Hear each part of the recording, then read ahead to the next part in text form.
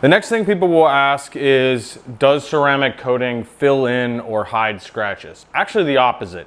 Ceramic coating magnifies imperfections in the paint, which is why with ceramic coating, we really need to take care to prep the paint, polish the paint, and do everything we can to the paint prior to applying the ceramic coating, because whenever we put that on, it's going to amplify any swirls or scratches or anything. Think of it as like a magnifying glass or a glass surface.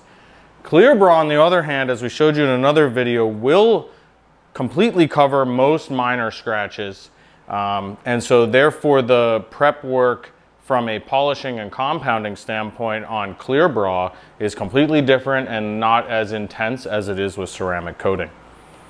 All right, so here we just compounded and polished those scratches that I showed you earlier when I was telling you we couldn't necessarily get all defects out.